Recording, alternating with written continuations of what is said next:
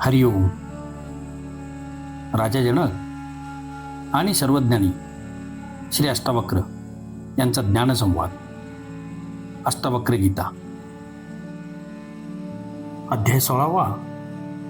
श्लोक 1. अष्टावक्र उवाच. आशक्ष्वशृणुवातात नानाशास्त्राणि अनेकशः तथापि न तव स्वास्थ्यम सर्व विस्मरणादुते. अनुवाद. हे तात, अनेक शास्त्रांचे अनेक प्रकारे तू श्रवण अथवा कथन कर, परंतु त्या सर्वांच्या विस्मरणाशिवाय तुला शांती मिळणार नाही. विवेचन. अष्टावक्र महाराज राजा जनकाला उपदेश देताना म्हणतात की अनेक प्रकारचे शास्त्र आहे व प्रत्येक शास्त्राचे मत वेगळे आहे. ही शास्त्रे केवळ मार्गदर्शन करू शकतात. ही शास्त्रे म्हणजे केवळ नकाशाप्रमाणे आहेत की ज्यामुळे तुम्ही पोहोचण्याचा रस्ता निश्चित करू शकता, अन्यथा त्यांचा काही उपयोग नाही. ज्ञान शास्त्रात नाही, ते तर आपल्याच आत आहे. आपण ते फक्त जाणून घ्यावयाचे आहे. ते तर स्वतःजवळ उपलब्ध आहे, पण आपणच त्याच्याकडे पाहत नाही. मनाच्या आरशावर धूळ बसल्यामुळे आत्म्याचे प्रतिबिंब त्यात नीट दिसत नाही. ती अज्ञानाची धूळ पुसली म्हणजे ती दिसू लागते.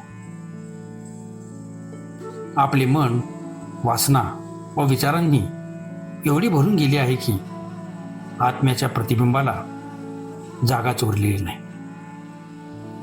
म्हणून सर्वप्रथम अंतःकरण निर्मल करून, वासनांचा निचरा करून चित्त तरंगशून्य करावयाचे असते.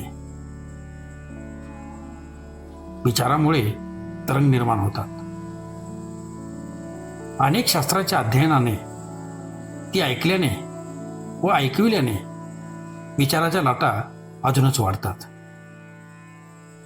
त्यातून तर्क वितर्क निर्माण होतात, भ्रम निर्माण होतात, पांडित्य निर्माण होते व पांडित्यामुळे अहंकार निर्माण होतो. मन ह्या गोष्टींनी भरून गेल्यावर आत्मज्ञानास मोठाच अडथळा निर्माण होतो. संग्रह व परिग्रह, मग तो धनसंपत्तीचा असो, यशाचा असो किंवा मानसाचा असो, विचाराचा असो, ज्याने संग्रह केला त्याला आत्मज्ञान कधीच मिळत नाही. बाह्य पदार्थांचा त्याग करता येतो, पण शास्त्रांच्या अभ्यासाने जे ज्ञान व तर्क प्राप्त झाले आहेत त्यांचे सुद्धा विस्मरण व्हायला हवे, तरच मानसिक स्वास्थ्य व शांती प्राप्त होते. संसार बंधन नाही, पण त्याच्याबद्दलची आसक्ती, वासना व स्मृती मात्र बंधन आहे. स्मृतीतून मुक्त होऊन चैतन्यरूप आत्म्याशी एकरूप होणे हीच मुक्ती आहे. त्यामुळेच शांती व स्वास्थ्य प्राप्त होते. सत्य काही शाळा कॉलेजच्या पुस्तकातून मिळत नाही. सत्याची काही विद्यापीठातून डिग्री पदवी दिली जात नाही. बाह्य अनावश्यक बाबींचे विस्मरण केल्याने आत्म्याचे स्मरण सुलभ होते. चित्ताची निर्विकार अवस्था निर्माण झाल्यावरच त्यात ज्ञान प्रकट होते. त्यासाठी मौन उपकारक ठरते, शास्त्रांची बडबड नव्हे. अध्याय 16. श्लोक 2. भोगम कर्म समाधीम वा कुरु विज्ञततापि ते चित्तम निरस्त सर्वाशम अत्यर्थ रोच इष्यती. अनुवाद. हे विज्ञ, इथे विज्ञ म्हणजे ज्ञानस्वरूप असा उल्लेख आहे. हे विज्ञ, भोग कर्म व समाधी यापैकी कशाचाही अवलंब केलास तरी तुझे चित्त सर्व आशयविरहित झाल्यावर सुद्धा स्वभावताच लोभाकडे आकर्षित होऊ शकते. विवेचन. चित्त स्वभावताच चंचल आहे. ते सदैव विषयांकडे आकर्षित होते. कितीही भोग भोगले तरी चित्त तप्त होत नाही. वेगवेगळ्या प्रकारची कर्मे करून सुद्धा ते शांत होत नाही. अजून व अजून, अधिक व अजून अधिक, जास्तीत जास्त प्राप्तीची त्याची इच्छा नेहमी कायम राहते. एवढीच काय, समाधीत सुद्धा त्याची चंचलता शांत होत नाही. थोडा वेळ तिचे नियंत्रण होते, परंतु बीज रूपाने शिल्लक राहिलेल्या चंचलता नष्ट होत नाही. म्हणून समाधीमध्ये सर्व लौकिक जगाबद्दल उदासीन झाल्यावर सुद्धा वेळ येताच ते पुन्हा विषयांकडे वळते. म्हणून हे राजा, तू विज्ञ म्हणजे ज्ञानस्वरूप जाणता असल्याने चित्ताची ती चंचलता जाणून तिच्यापासून दूर राहा. अध्याय 16. श्लोक 3. आयासात सकलो दुःखी नैनम जानती कश्चन अनेनैव उपदेशेन धन्यः प्राप्नोति निर्वित्यम. अनुवाद. प्रयत्नामुळेच सर्व लोक दुःखी आहेत हे कुणीच जाणत नाही. या उपदेशामुळे भाग्यवान लोक मुक्ती प्राप्त करून घेतात. विवेचन. प्रयत्न केल्यामुळे या लौकिक व ऐहिक जगाचीच प्राप्ती होते. धन, यश, पद, प्रतिष्ठा, ज्ञान, विद्वत्ता, ऐश्वर्य, समृद्धी हे सर्व प्रयासाने प्राप्त होते. बिना प्रयास या जगात काहीच मिळत नाही.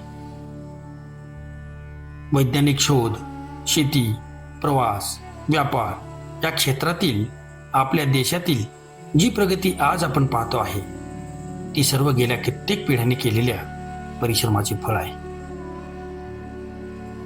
जर मनुष्याने प्रयत्न केले नसते तर हे जग आज एवढे सुंदर व उपयोगी झाले आहे तेवढे कधीच होऊ शकले नसते.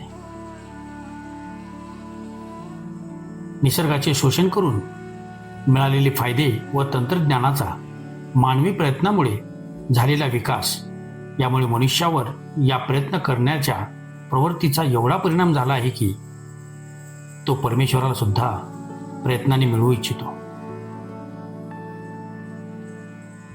ज्याप्रमाणे अणुपरमाणूचा शोध लावला त्याचप्रमाणे तो परमेश्वराचा शोध सुद्धा पदार्थात करू पाहतोय.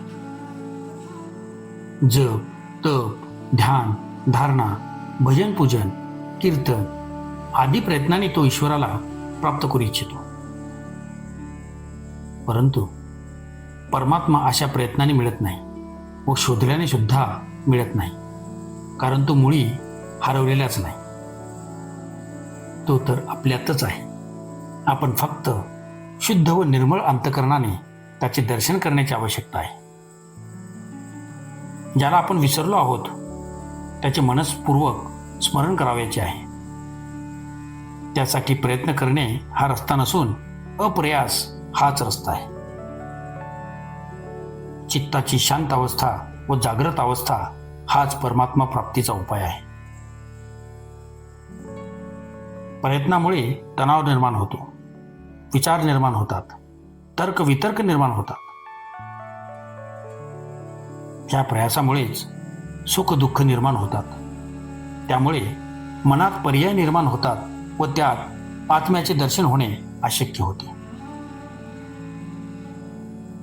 परमात्मा प्राप्तीसाठी संघर्ष नव्हे तर समर्पणाची गरज असते.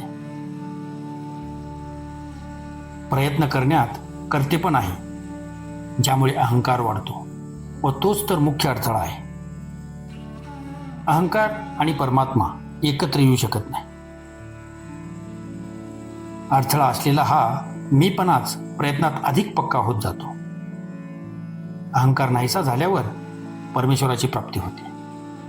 अन्यथा प्रयत्न करणारा साधक रस्ता हरवून बसतो.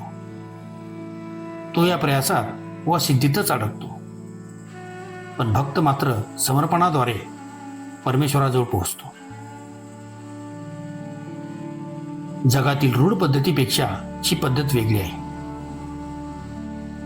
संकल्प, पर्याय, विचार, सिद्धांत, संप्रदाय या सर्वांपासून चित्त वेगळे व मुक्त करणे म्हणजेच त्यात तरंग निर्माण होणे बंद करणे होय.